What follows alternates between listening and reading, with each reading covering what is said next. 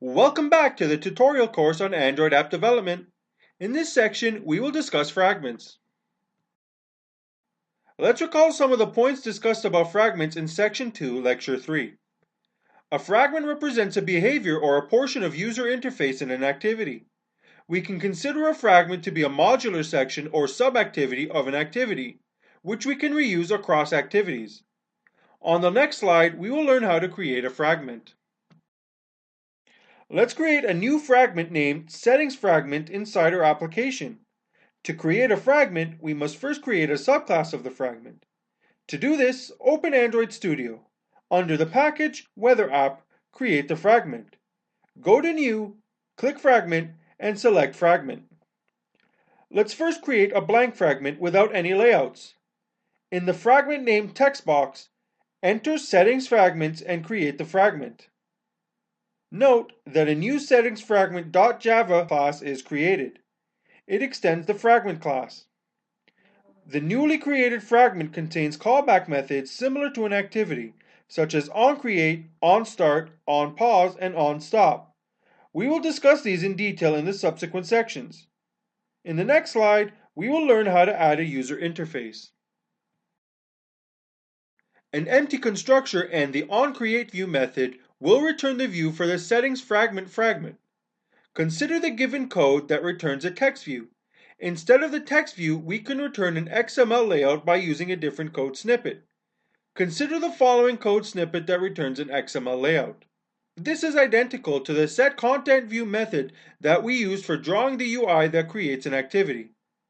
Now we will learn how to add a fragment to an activity.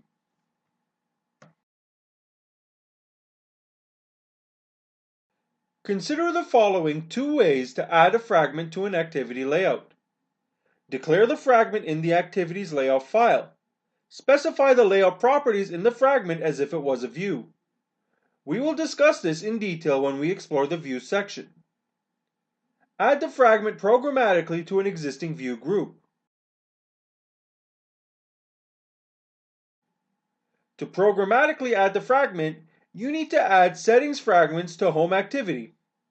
Let's see how we can do this. Open homeactivity.java. In the onCreate method, write the following code. Fragment manager. Fragment manager equals getFragmentManager.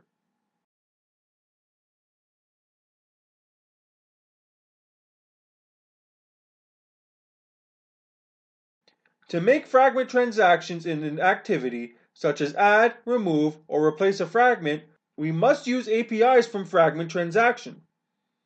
We can add an instance of Fragment Transaction from an activity using the following code. Fragment Transaction. Fragment Transaction equals FragmentManager.begin transaction. Then we can add a fragment using the add method. We need to specify the fragment to be added and reference the view in which we need to insert the fragment. For example, you can use the following code. Settings fragment. Fragment equals new settings fragment.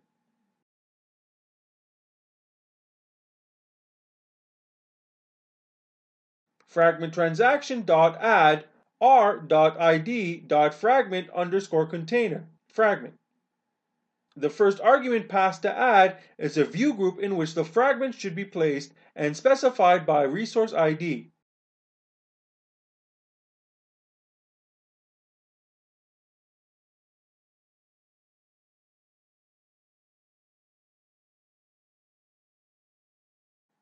After we have made the changes to fragment transaction, we must call commit for the changes to be effective. We can do this by using the following code. Fragment transaction.commit.